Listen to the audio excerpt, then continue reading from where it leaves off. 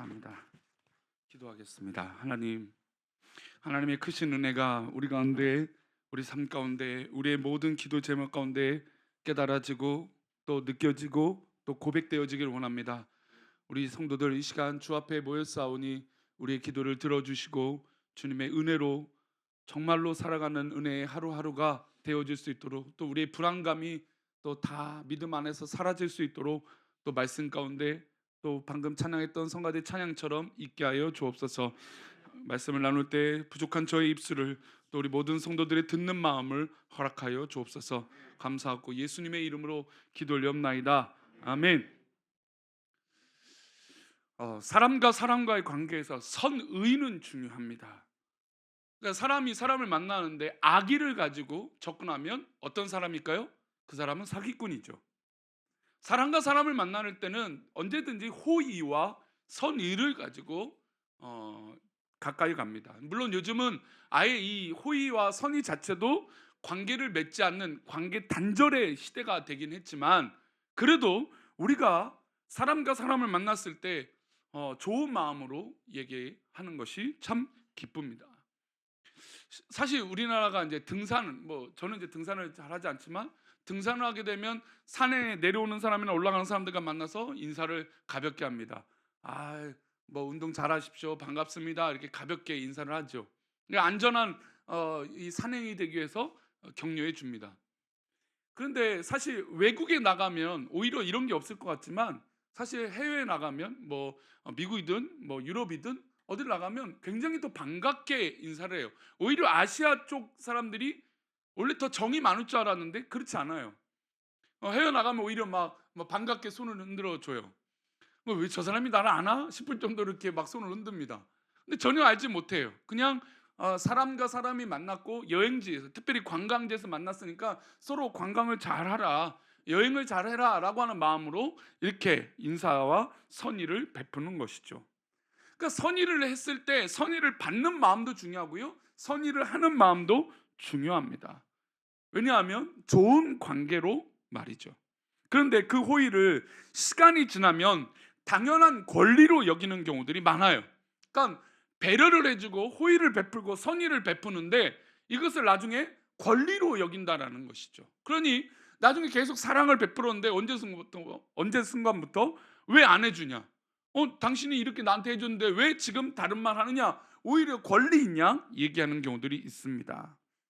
한국 사회는 배려받는 것과 권리라고 하는 생각하는 부분에서 혼돈을 가져온 경우들이 많습니다. 사회적 약자가 있죠. 우리 뭐 임산부 사회적 약자죠. 다자녀 사회적 약자일 수 있어요. 왜냐면 자녀들이 많으니까 활동하는 데 어려움이 있죠. 이것은 뭐 약한 사람이다라고 해서 그렇게 얘기하는 것이 아니라 우리가 조금 배려해 줘야 된다라고 하는 표현으로 사회적 약자라고 씁니다. 장애를 가지신 분들에게는 분명히 또 사회적 어려움이 있죠. 이런 부분들을 우리가 돕습니다. 선의를 베풀어요. 좋은 마음으로 해야 돼요. 근데 어떤 사람들은 야, 저 장애 갖고 있는 저 사람 뭐 그냥 장난하고 속이는 거 아니야? 어려운 척 하려고 저렇게 약한 척 하는 거 아니야? 그렇게 여기는 사람들도 있다라는 것이죠. 선의와 호의는 베푸는 사람의 마음이 중요한 거지 받는 사람의 상황이 중요한 것이 아니에요. 내가 저 사람을 돕겠다면 그냥 도우면 됩니다. 그렇죠. 사랑하겠다 하면 사랑하면 되는 겁니다. 그 사람이 결국 나에게 어떻게 오는지 그것은 중요하지 않아요. 그런데 이것도 역시 반대로 생각하면 사랑을 받고 사회적 약자로 배려를 받는 사람 입장에서 그 배려를 또한 어떻게 될까요? 당연하게 여기면 안 됩니다. 내가 약자니까 나에게 당연히 도와줘. 이것 또한 문제가 있다라는 것이죠. 만약에 나에게 약한 것이 있다면 이것을 언제까지나 약한 것으로만 둬서는 안 되는 것이죠. 우리가 예전에도 한번 말씀드렸던 적이 있는데 그 꽃다운 나이에 화상을 경험한, 그래서 자동차 불의 사고로 화상을 겪어서 여자 자매 이지선 자매가 화상을 입어갖고 온몸이 뭐 불에 타서 얼굴이 뭐 수십 번의 성형수술을 했습니다. 그러니까 지난주 뉴스 가운데 뭐가 나왔냐면 이제 자신의 모교였던 학교에서 교수로 이제 강의를 하는 거예요. 굉장히 제약이 많거든요. 입이 이렇게 잘 벌려지지도 않아요. 왜냐하면 이 얼굴이 다 화상을 입었거든요. 그런데도 그 입술로 강의를 하고 대화를 하고 얘기합니다. 근데 저는 그 인터뷰 가운데 그런 이야기를 들었어요. 불행하다, 사고를 당했다라고 하는 표현보다는 이제는 자기가 그런 표현을 쓴대요. 사고를 만났다. 그러니까 당했다라고 생각하니까 늘 마음이 계속해서 그 불행한 마음이 떨쳐지지 않았다라는 거예요. 물론 지금도 그 어려운 마음은 분명히 있겠지만 이 어려움을 대하는 자세를 바꿔보겠다라고 얘기했던 거예요. 그래서 그 꽃다운 청춘에 정말 귀한 여성이 화상을 입고 온몸이 불탔을 때는 얼마나 끔찍한 고통과 얼마나 끔찍한 어려움이 그에게 있었겠습니까? 근데 그것을 신앙 안에서 믿음으로 극복하는데 그 사고를 만났다라고 얘기하는 것이죠. 우리가 세상을 살다 보면 우리가 예상치 못한 일들을 우리가 경험하고 만날 때가 있어요. 그것이 좋은 일을 만날 때도 있고 안 좋은 일을 만날 때가 있습니다. 그런데 우리가 그것을 당당하게 잘 이겨낼 수 있는 강자일 수도 있지만 때로는 우리는 약자일 수도 있어요. 그러나 그것은 우리의 기준이지 하나님 보실 때는 아니라는 것이죠. 그래서 우리는 그 길을 걸어가지 못하는 이유가 과연 뭘까라고 했을 때 우리가 자꾸 연약하다, 어렵다, 불쌍하다, 나쁘다, 환경이 허락하지 않는다, 그런 제약적인 것으로 우리 스스로 사회적 약자로, 신앙의 약자로 그렇게 만들어 버린 것은 아닌지 고민해 보고 싶습니다. 약하면 당연히 돕는 게 맞습니다. 오늘 등장하는 조카 롯은 우리가 지금 3주째 말씀드리고 있지만 롯은 약자예요. 어떤 약자입니까? 신앙적 약자예요. 신앙적 강자는 누굽니까? 아브라함이죠. 아브라함이 정말 이 소돔성이 멸망이 있다라고 하니까 하나님 앞에 그 중보기도를 뜨겁게 했습니다. 하나님 50명의 의인이 있으면 저 성을 멸하시면 안 됩니다. 45명이 있으면 안 됩니다. 40명, 30명, 20명, 10명이 있으면 하나님은 그렇게 하시면 안 됩니다. 이렇게 강력하게 하나님 앞에 기도했던 것이죠. 아브라함의 배려를 롯은 받았습니다. 근데 죄송하지만 이 롯은 그 사랑받은 것과 배려받은 것을 감사함으로 여겼습니까? 안 여겼습니까? 여기지 않았던 것이죠. 아니 왜? 아니 왜 이것을 왜? 그래서 실제로 그가 두 천사가 자기 집에 왔을 때 이 동네 모든 사람들이 남녀노소를 막론하고 쳐들어와서 그 두 사람을 내놓으라고, 내가 그들과 상관하겠다고 막 그렇게 협박하니까 이 롯이 뭐라고 얘기합니까? 내 두 딸, 아직 결혼하지 않은 두 딸이 있으니까 이 두 딸을 내가 너희들에게 당신들에게 내어주겠다. 그랬더니 그 사람들이 거기서 멈추지 않고 화가 났습니다. 네가 조카 롯이 우리의 재판장이 되려고 하는구나. 화가 났어요. 그리고 오히려 이제 조카 롯을 죽이려고 했죠. 그래서 두 천사가 지켜보다가 안 돼서 어떻게 합니까? 그 사람들의 눈을 어둡게 만들어 버렸습니다. 죄악의 현실을 보게 해 줬습니다. 그러면 이쯤 되면 롯에게 어떤 마음이 들까요? 아, 정신 차려야겠다. 아, 내가 지금 우리 삼촌의 사랑을 이렇게 받았고 삼촌의 기도로 또 하나님의 사랑으로 내가 이렇게 기회를 얻었구나. 이렇게 되어져야 되는 것이죠. 그런데 놀랍게도 이 배려를 계속 받다 보니까 어떻게 됐어요? 권리인 양 롯이 이렇게 말합니다. 우리 그 과정이 오늘 본문이에요. 오늘 세 번째 시간, 그 길을 가지 못하는 이유, 그 세 번째 시간 보겠습니다. 17절 말씀입니다. 함께 읽겠습니다. 시작.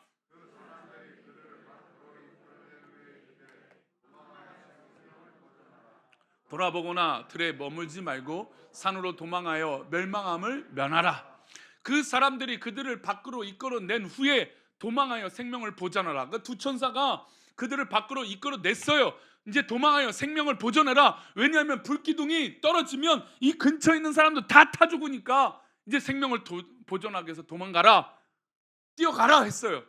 그리고 뭐라고 제안합니까?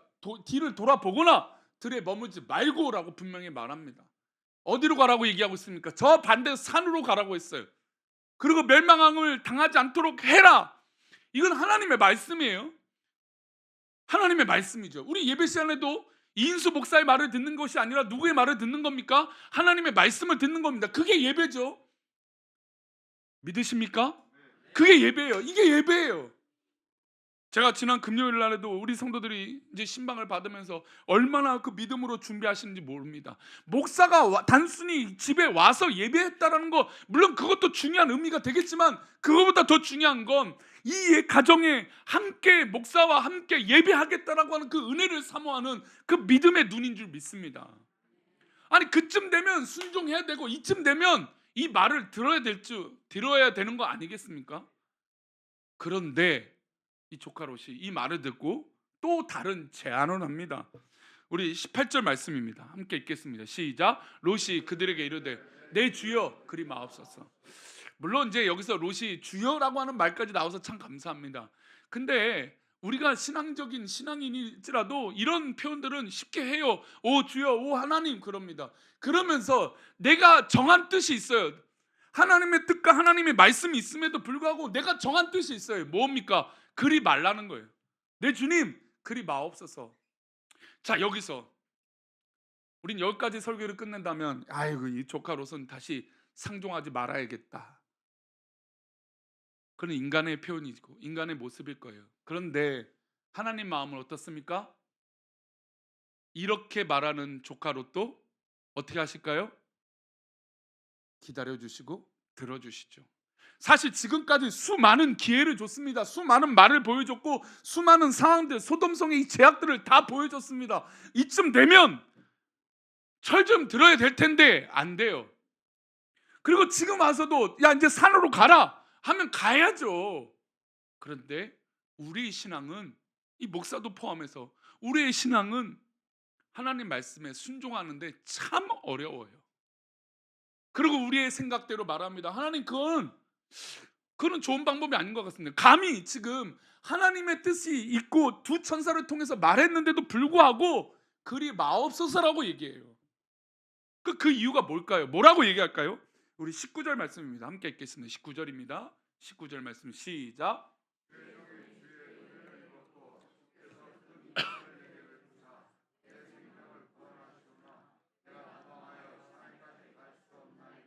부를 건데 재앙을 만나 죽을까 하나이다. 지금 보면 참 좋은 말처럼 들려요. 주님, 천사들이요, 정말 우리 지금 우리 가족은 주님께 은혜를 입었습니다. 그러니까 우리가 늦장 부렸잖아요. 롯이 늦장을 부렸거든요. 이제 임박한 심판인데 이제 늦장을 부리니까 강권에서 천사가 성 밖으로 마치 순간 이동하듯이 딱 성 밖으로 내줬어요.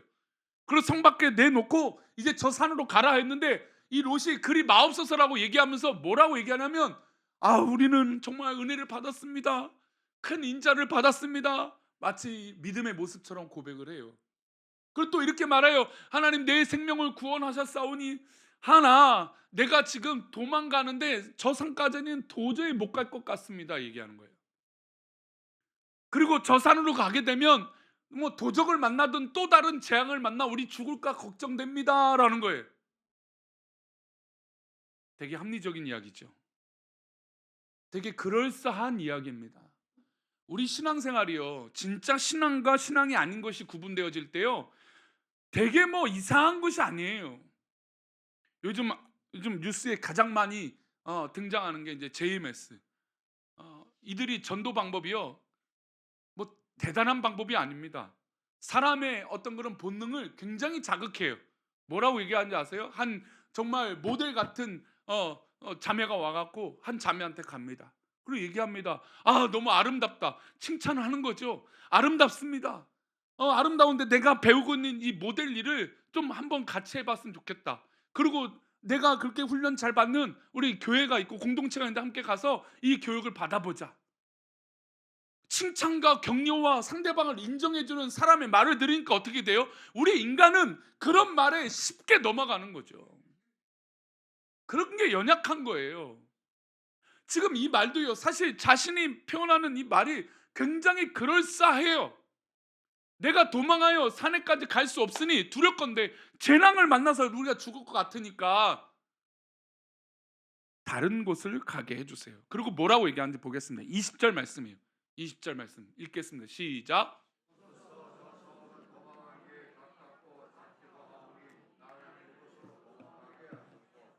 이는 작은 성읍이 아니냐이까 내 성명이 보존되리이다. 아멘. 우리 제습기 꺼주세요. 이제 저 성읍을 도망하게 가깝고 작기도, 이제 제한하는 게 있어요. 성읍을 저기 보니까 내가 산에까지는 못 가겠다. 천사한테 얘기합니다. 저 성까지, 저 산까지는 못 가겠고 저기 보니까 작은 성읍이 있어요. 저 작은 성읍이 있으니까 저기까지는 가기에는 빠르게 갈 수 있다라는 거죠. 그리고 저 성읍에, 작은 성읍에 가면 우리 생명이 보존될 것 같다라고 제안을 합니다. 왜 롯이 이것을 못 넣을까요? 왜 이렇게 롯이 이것을 얘기할까요? 롯은 이미 성에 대한 기쁨을 누린 거예요. 쉽게 말해서 우리 성도님들, 지금 우리 다 서울 안에 살잖아요. 그렇죠? 서울에 주는 유익함이 있습니다. 병원이 가깝고 학교가 가깝고 사람들이 많아요. 그래서 우리가 사실 당장에 우리가 시골이 좋은 걸 알아요. 성도님, 시골 좋습니까? 안 좋습니까? 좋아요. 우리 여행 가서 가면 산 좋고 물 좋고 가면 좋습니다. 근데 막상 시골에 가서 사십시오 하면, 물론 준비 기간을 드린다 해도 쉽습니까? 어렵습니까? 어려워요. 왜냐하면 우리가 도시에서 사는 이 유익함이 있기 때문이에요. 즐거움이 있기 때문이에요.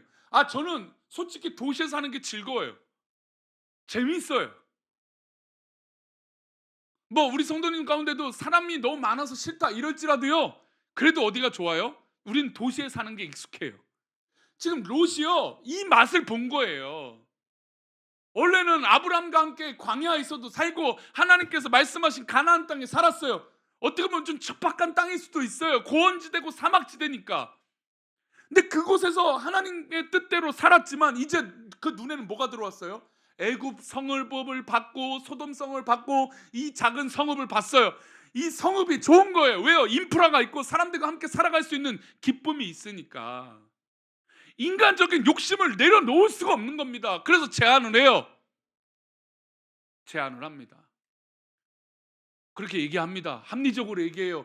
저 성읍은 도망가기도 가깝고 저 성읍은 나쁘지 않을 것 같으니까 가보지도 않고, 가깝고 나쁜 일도 없을 것 같으니까, 우리 생명이 보존될 것 같으니까 그 성읍에 가도록 허락해 주세요라고 얘기해요.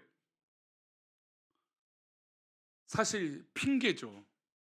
도망가기에 가깝다라는 건 핑계입니다. 저 산으로 가겠다라는 거, 하나님의 말씀을 어긴다는 것도 핑계예요. 이쯤 되면 두 천사가 뭐라고 말할 것 같습니까?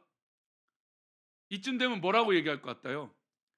우리 성도님들, 지금 좀 오늘 분위기가 좀 무거운데, 제가 3주째 좀 제약에 대해서 얘기를 하다 보니까 좀 무거울 수 있어요. 이쯤 되면 우리 지금 천사의 입장이라고 본다면 뭐라고 했을까요? 제가 지난 금요일 날 우리 예전에 왼손으로 밥을 먹으면 부모님이, 아버지가 숟가락 들고 어떻게 합니까? 복 나간다고 왼손 쓰지 말라고 숟가락으로 딱 때립니다. 머리를 때리든 내 손을 때리든 그러죠. 아니 지금 롯이요, 이렇게 말하면 솔직히 하나님 입장에서 정말 그냥 혼쭐을 내야 되지 않습니까? 이건 뭐 도대체 이해가 안 되는 거예요. 아니 가라고 명령하고 지금 살려줬잖아요. 그런데도 계속해서 요구하고 자기 뜻이 맞다라고, 저게 옳은 것 같다라고 얘기해요.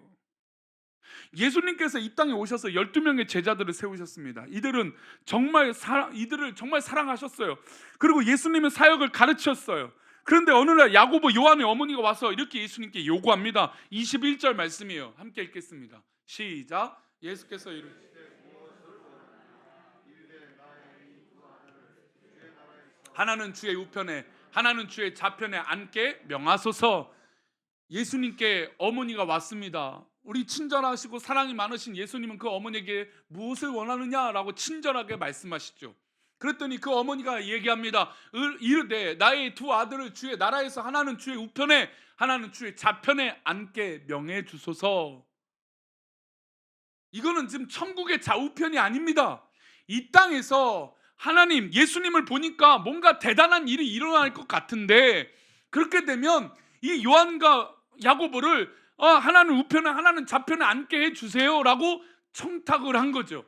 그런데 이 청탁이 기분 나쁠 수 있어요, 다른 제자들에게. 그런데 실제로 예수님은 야고보, 요한을 아끼셨어요, 베드로와 함께. 굉장히 특별하게 그 제자들 중에서도 정말 하나님이 예수님이 기도하러 가시면 이 세 사람은 특별하게 기도하도록 만드셨어요.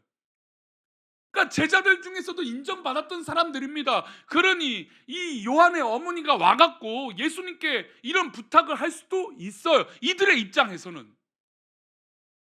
그렇죠. 게다가 이 일은 뭔가 높은 직위를 얻는 것도 하지만 그만큼 뭡니까? 충성 다하겠다. 이 두 아들이 앞으로 목숨을 다 바쳐서 예수님의 길을 돕겠다라고 하는 뜻이 담겨 있는 거예요. 마냥 나쁜 뜻은 아니에요. 아니 우리 성도님들이 어떤 사업을 한다고 해보겠습니다. 사업을 하는데요, 이렇게 내가 당신을 돕겠습니다, 나에게 이런 걸 해주세요 라고 말하는 것들이 꼭 나만 위한 걸까요? 아니죠. 사업이요, 하시다 보면 나만 좋은 것으로 해서는 협상이 잘 되지 않아요. 상대방 것도 어느 정도 들어줘야죠. 그게 협의고 협상이에요.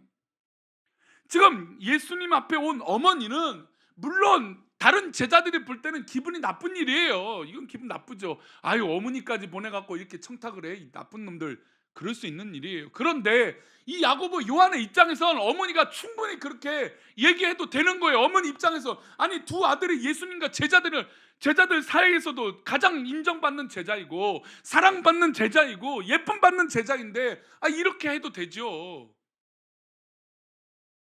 그런데 예수님은 그게 아니셨어요.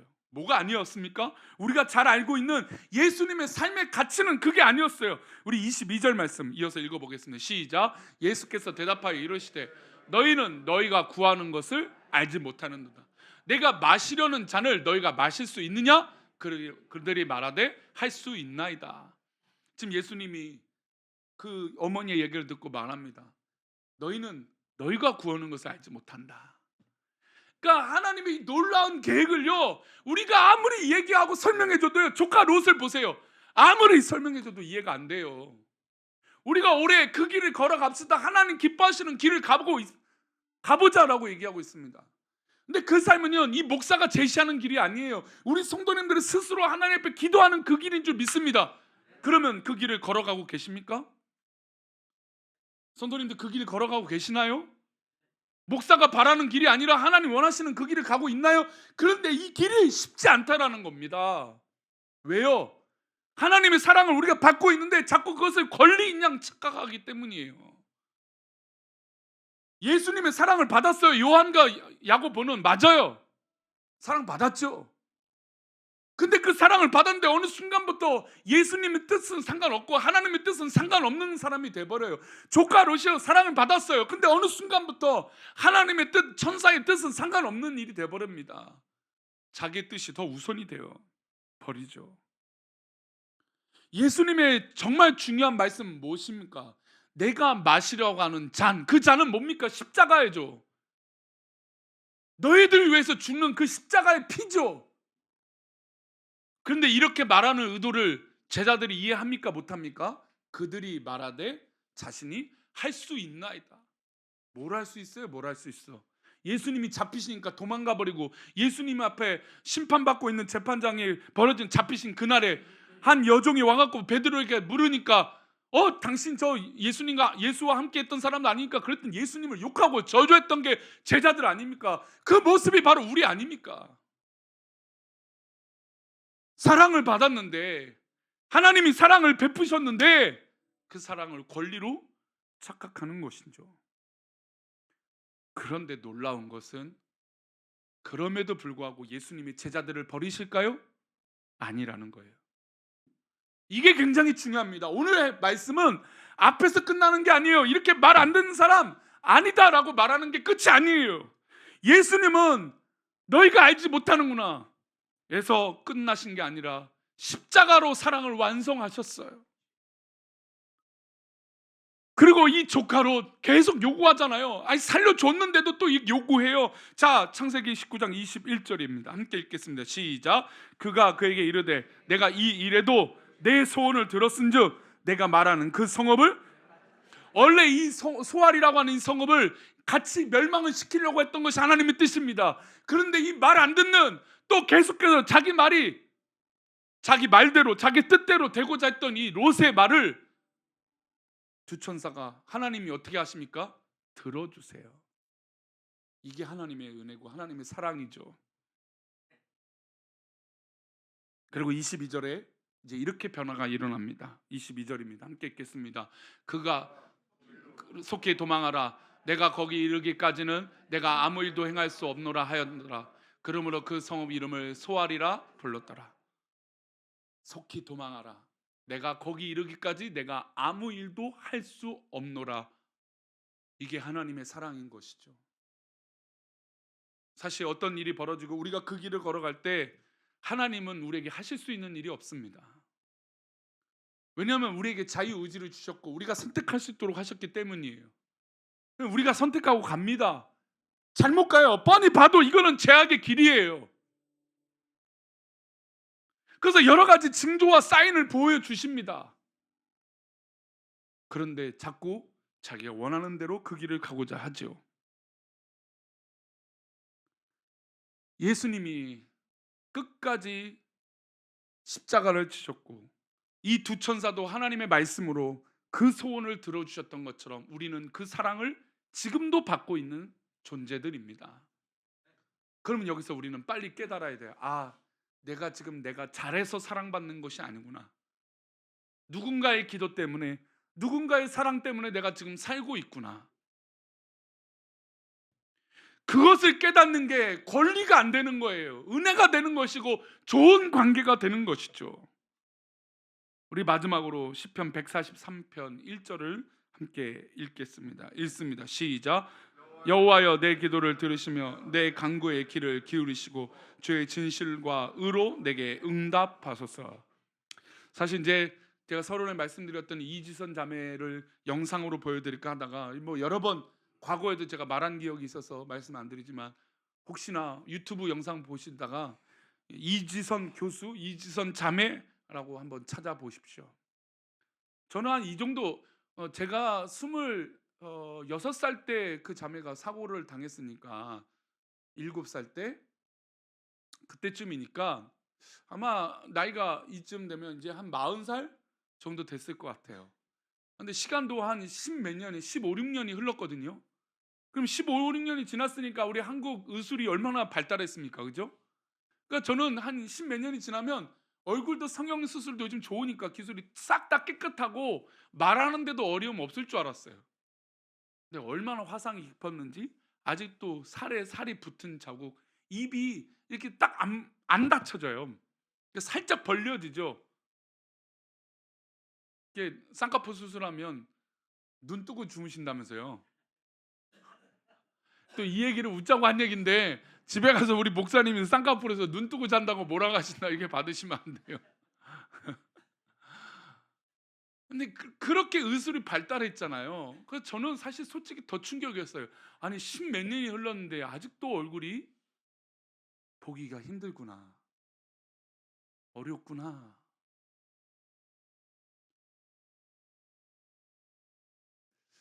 그, 이제 교수님이 됐죠. 이렇게 그 교수님이 우리 이선 자매가 그렇게 말하는 거죠.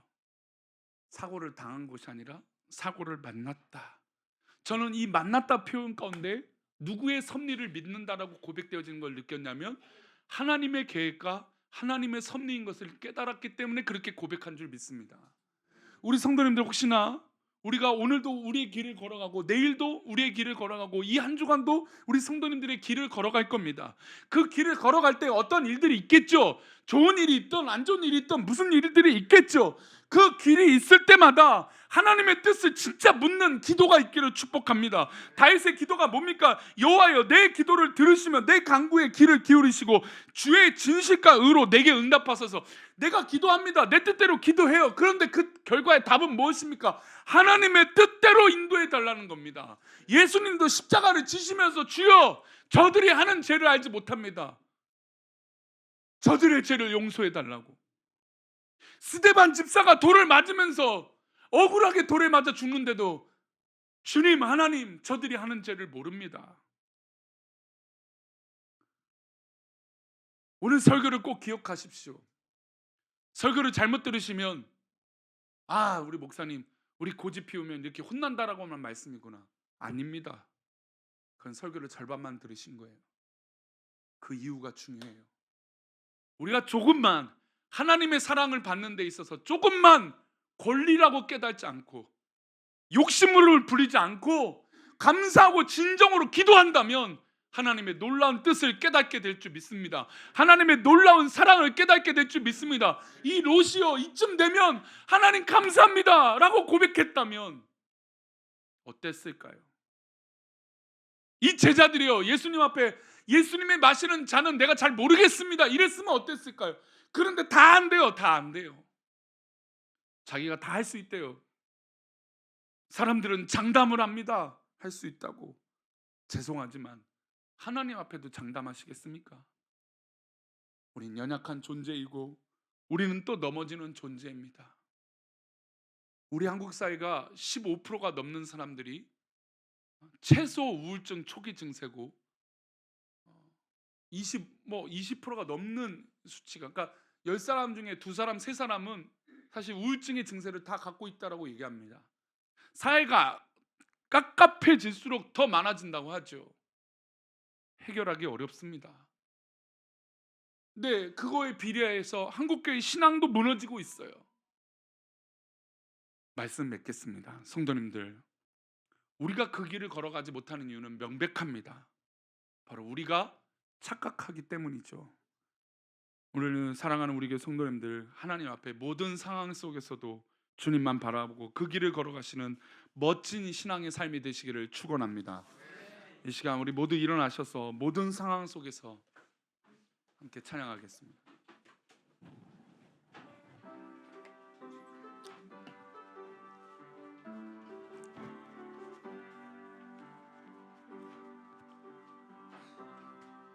모든 상황 속에서 주를 찬양할지어다. 주를 찬양할지라.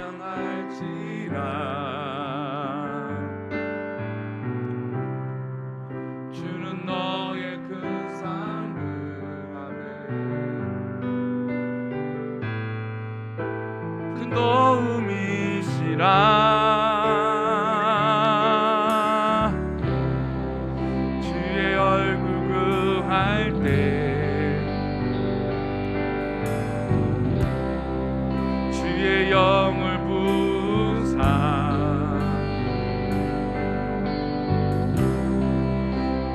사랑 안에서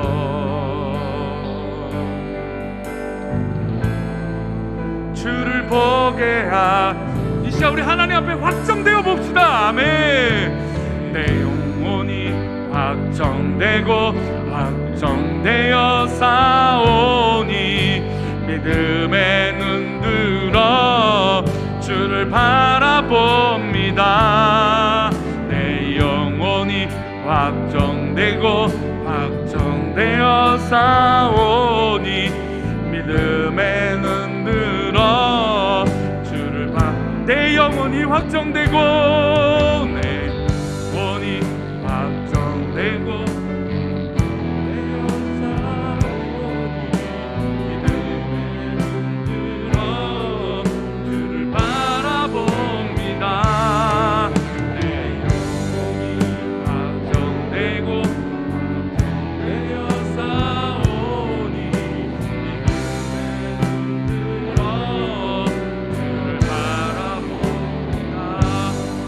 우리 한번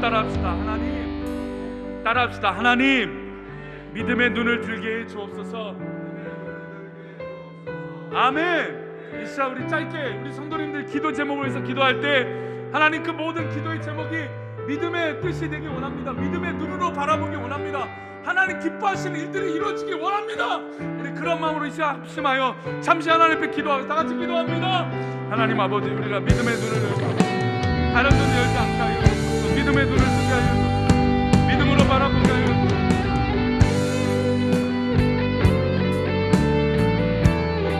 아버지 하나님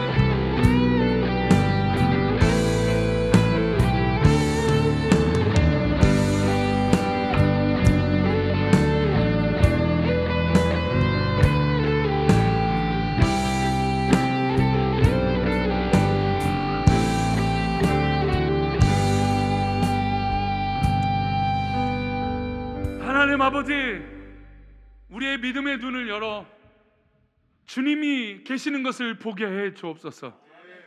심판 가운데도, 어려운 가운데도 하나님 저기 계시며 나와 함께 하시는 것인 줄 믿사오니 우리가 다른 것 아니라 믿음의 눈을 열게 하여 주시고 모든 상황 속에서도 주님만 바라보는 믿음의 눈이 열리게 하여 주옵소서. 우리 귀한 성도들 주님만 바라봄으로 모든 처한 상황을 이기게 하여 주시고 믿음의 눈이 열려 하나님 앞에 기쁨으로 살아갈 수 있도록 복을 내려 주옵소서. 우리 귀한 성도들의 기도 제목과 모든 소원을 기뻐 받아 주실 것을 믿고 감사하며 거룩하신 예수 그리스도 이름으로 기도 올렵나이다. 아멘. 이제는 우리 주 예수 그리스도의 은혜와 아버지 하나님의 크신 사랑과 성령님의 감화 감동 위로 교통하심이 오늘 말씀을 듣고 이제 우리의 길이, 이제 우리의 삶이 당연한 권리가 아니라, 우리가 천국 가는 것이 당연한 권리가 아니라 앞으로 살아갈 때에 정말 하나님의 사랑을 누리며 감사함으로 변화된 그 믿음의 길을 걷고자 하는 우리 모든 성도들의 삶 위에, 사업장과 직장과 학업과 모든 앞날 위에, 자녀들과 모든 가족들 머리 위에 이제로부터 영원까지 함께 계시기를 간절히 축원합나이다. 아멘.